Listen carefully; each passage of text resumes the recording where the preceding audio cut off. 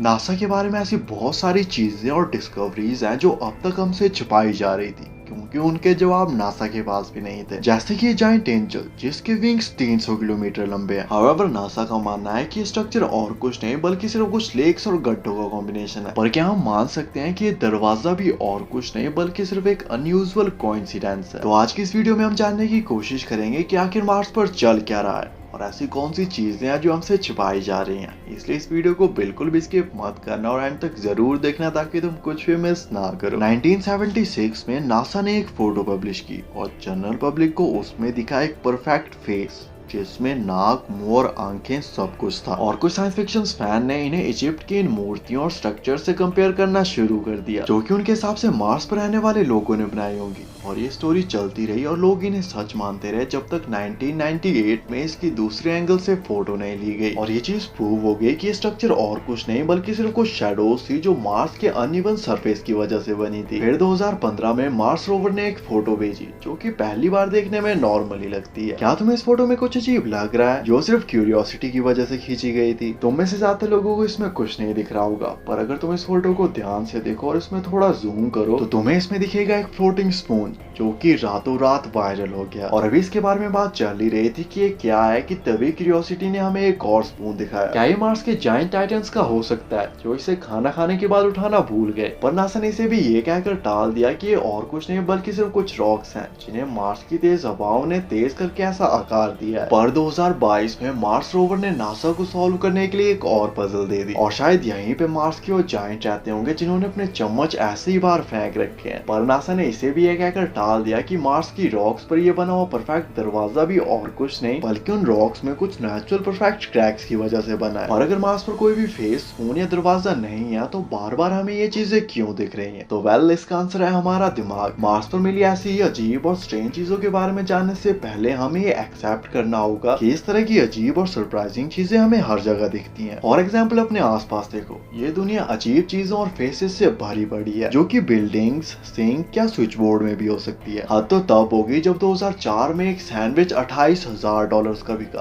क्योंकि उसमें लोगों को वर्जिन मैरी दिख रही थी और शायद अब वो तुम्हें भी दिख रही होगी। पर क्या इसका मतलब ये है कि हम सब कुछ हद तक पागल हैं? तो वेल, इसका जवाब है नहीं। ये सिर्फ एक एबिलिटी है फेमिलियर शेप्स को रैंडम ऑब्जेक्ट्स में देखने की। हजारों साल पहले ये एबिलिटी हमारे पूर्वजों को हेल्प करती थी छुपे हुए शिकारी और जानवरों को देखने और पहचानने में ताकि वो सरवाइव कर सके। पर आज के टाइम पर जब हमारे आसपास कोई भी खतरा नहीं है, ये एबिलिटी धरती पर तो ठीक है, लोगों को मार्स की फोटोज में भी अजीब चीजें दिखा रही है जिसकी वजह से हर दिन कई 100 पेजों की नई कॉन्स्पिरेसी थ्योरीज बन जाती हैं। पर क्या हो अगर ये सभी थ्योरीज गलत साबित ना हो और इनमें से कुछ सही साबित हो जाए? 2001 में ऑर्थर सी क्लार्क, जो कि एक फेमस साइंस फिक्शन राइटर हैं, उन्होंने बताया कि उन्होंने मार्स की नई फोटोज में एक रियल के पेड़ को देखा है और वहाँ पर पूरे का पूरा एक एलियन फॉरेस्ट है जो कि थोड़े थोड़े टाइम बाद अपने शेप और साइज को चेंज कर रहा है। और उनके हिसाब से मार्स पर एक पेस्ट की प्रजाति है जो उन पेड़ों को खाती होगी। जिसके 10 साल बाद 2011 में डेविड मार्टीज ने मार्स की एक फोटो कैप्चर की जिसमें उन्होंने मार्स पे बना हुआ एक सीक्रेट स्टेशन देखा और उन्होंने इसे नाम दिया बायो स्टेशन अल्फा। डेविड के हिसाब से ये मार्स पर बना हुआ एक सीक्रेट और अंडरग्राउंड बंकर है जहाँ पर मार्स के लोग रहते हैं, बिल्कुल हमारे अर्थ के एरिया 51 और दूसरे सीक्रेट प्लेसेस की तरह। तो आखिर हमें बार बार मार्स पर ये अजीब चीजें क्यों दिख रही हैं? जिस पर साइंटिस्टों का कहना है कि ये सब और कुछ नहीं बस कुछ कोइंसिडेंस की सीरीज है और मार्स का ये एलियन फॉरेस्ट और कुछ नहीं बस कार्बन डाइऑक्साइड है जो कि कोल्ड टेम्परेचर की वजह से फ्रीज हो चुकी है। और ये ड्राई आइस हर बार एक अलग शेप और अलग स्ट्रक्चर के साथ मार्स के सरफेस को कवर करती है जिससे इस फॉरेस्ट का शेप और स्ट्रक्चर चेंज होता रहता है। और डेविड की फोटो में कैप्चर हुआ मार्स का ये सीक्रेट स्टेशन और कुछ नहीं बस सिर्फ एक कॉस्मिक रे है जो कि फोटो के बीच में कैप्चर हो गई और फोटो में मार्स के सरफेस के साथ मर्ज हो गई। पर चीजें तब 10 गुना तक खराब हो जाती हैं जब ये थ्योरी सही साबित हो जाती हैं और इन्हें नासा की तरफ से भी कंफर्मेशन मिल जाती है। 19वीं शताब्दी के बीच तक एस्ट्रोनॉमर्स ऑलरेडी रेड प्लैनेट को देख रहे थे और उन्होंने इसमें बहुत सारी नदियां और इवन सैटेलाइट्स तक को देखा था जो कि मार्स पर एलियन लाइफ होने का प्रूफ थे।